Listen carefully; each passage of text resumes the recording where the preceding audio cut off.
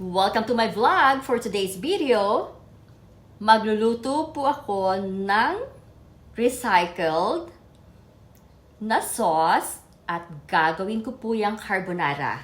Okay, kung matatandaan ninyo at kung nanood kayo kahapon ng aking video, yung pong chicken breast with mushroom and cream sauce, meron pong natirang sauce. Okay, so ang gagawin ko sa sauce ay gagawin po natin yung carbonara. And since meron pa akong natirang bacon, ang gagawin ko po, hihiwa-hiwain ko po itong bacon na to ng maliliit. Okay.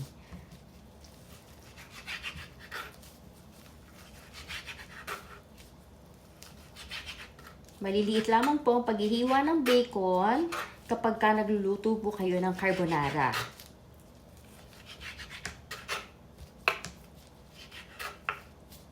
Kahapon, if you remembered, hindi ko po isinama yun pong crispy chicken breast sa ating sauce. Okay, so yan po ang dahilan kung bakit hindi ko rin isinama. Kasi, aside from po, pwede ko pong gamitin ulit yung sauce sa ibang pagluluto. Okay? Hindi siya masasayang, di ba? Kasi kung isinama ko na yung chicken breast doon sa sauce, so, hindi ko masusunod ang gusto kong gawin sa sauce na natira. Okay, so ito ngayon, hinihiwa-hiwa ko po ng maliliit ang bacon.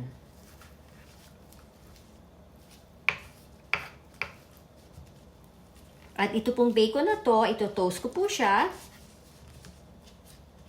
Siyempre, walang mantika dahil lalabas na mismo ang mantika nito.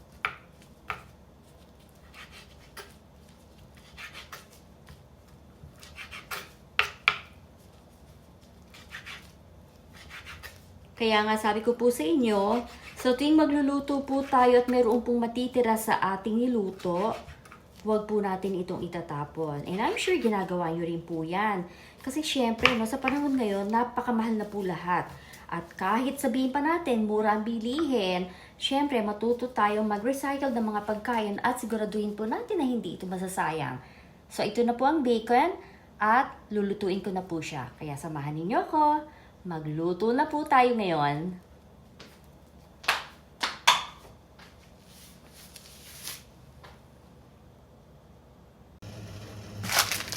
Okay, I will cook the pasta according to package. Oops! Lagyan ko po siya ng olive oil.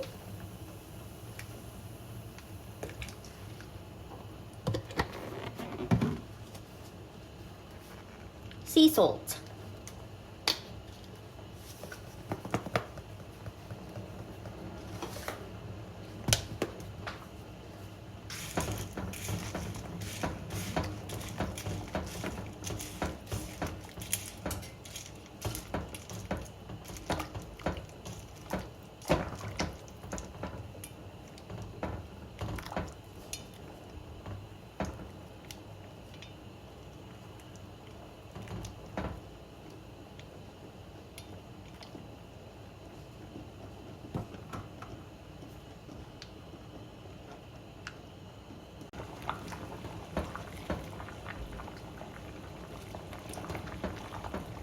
Okay, pasta is ready.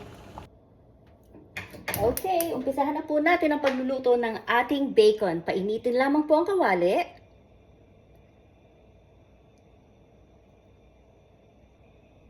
Ito po yung bacon na hiniwa-hiwa ko na maliliit. Siyempre, hindi natin kailangan ng mantika dito sa ating bacon dahil mismong bacon na rin po ang magmamantika.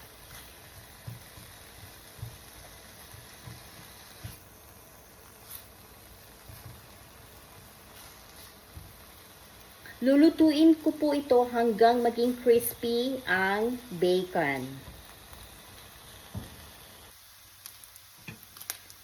Okay, malapit nang maluto ang bacon. Nakita niyo yung mantika na yan? Kaya hindi na talaga tayo kailangan maglagay pa ng mantika pag nagluluto ng bacon. And I'm sure ginagawa rin po ninyo yan. Hindi na kailangan lagyan ng mantika dahil siya mismo magbibigay ng mantika. Nakita nyo, oh? Ipapa-crispy ko lang siya ng kaunti pa. Okay, so palagay ko po pwede na po ito. Aalisin ko muna ang bacon dito. At ilalagay ko po ang sauce. Yung pong sauce na yun, yung pong natirang sauce kahapon, nang magluto po ako ng crispy chicken. Okay.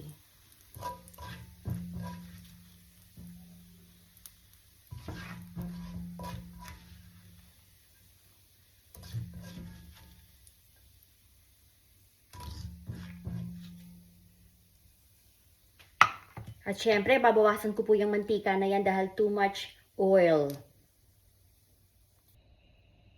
At ito po yung natirang sauce kahapon na niluto ko. Okay, actually yung mantika po ng bacon, inalis ko po halos lahat ng mantika ng bacon.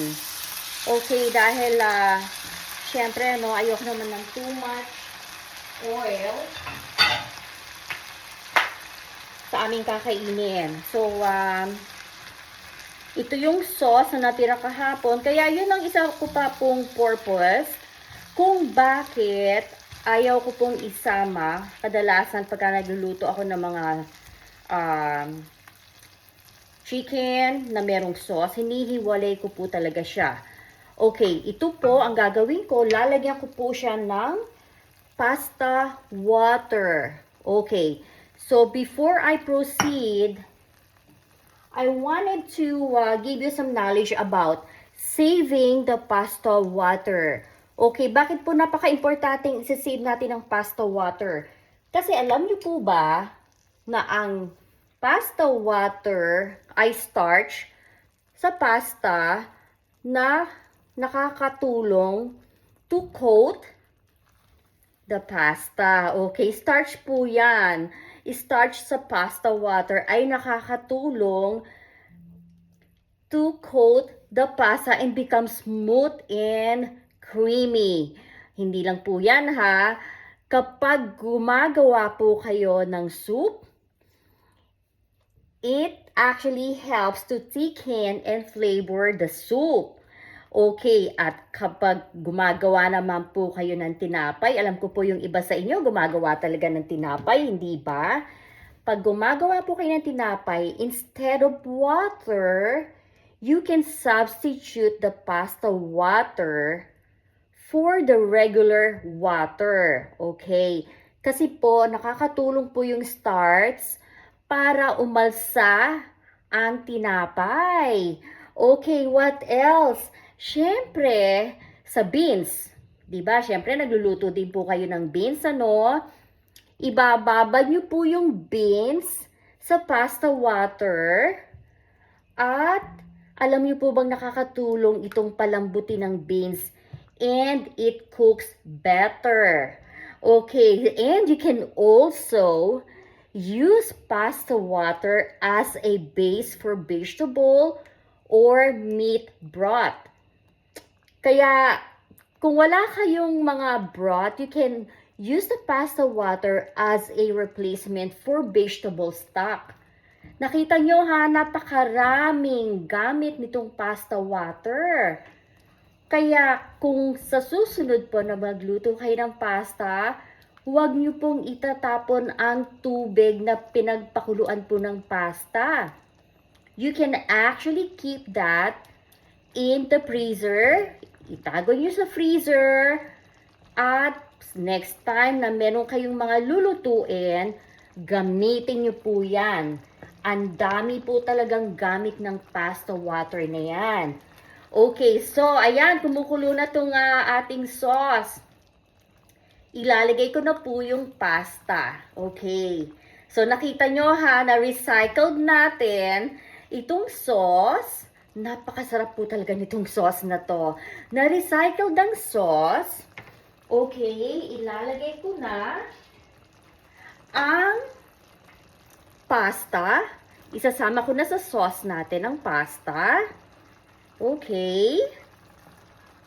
Ayan po.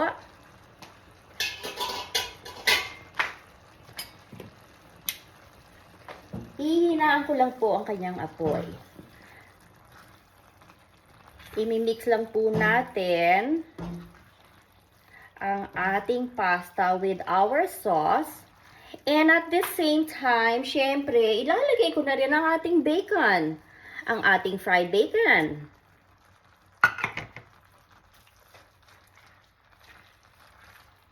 O, hindi ba nakagawa tayo ng isa pang dish using the sauce, the leftover sauce sa niluto ko po kahapon. O hindi ba? Walang nasayang sa pagkain. At since meron naman akong bacon dyan sa refrigerator, naisip ko, gawin ko nga kayang carbonara itong natirang sauce na to at lagyan ko ng bacon. Okay, so ito naman po kung wala naman po kayong bacon, okay, at meron kayong natirang sauce, kahit chicken, pwede po ninyong ilagay. Gawin ninyong pasta. O hindi ba, walang nasayang sa ating mga niluluto. At this point po, lalagyan ko siya ng chili.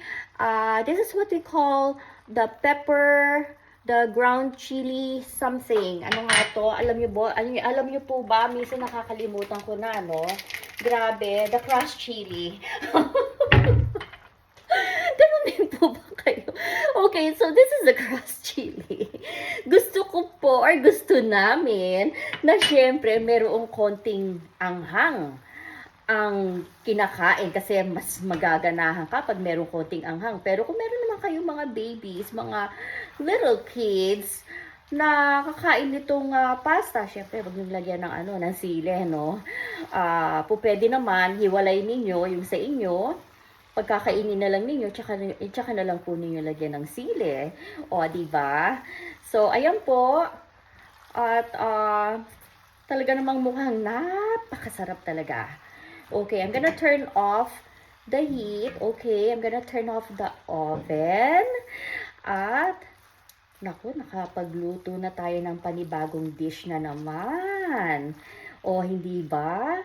At, since meron pa akong natira, pagkita ko naghahanap ako sa refrigerator, natatandaan ko, meron pa pala akong Parmesan cheese. Okay. So, kahit nakakaunti ito, ilalagay ko na rin siya. I-add ko na rin. Ayan ho. Konti na lang siya, pero pwede na rin. Pwede na rin isama sa ating niluluto. Ayan. Okay, so pwede na yan. At least may konting cheese.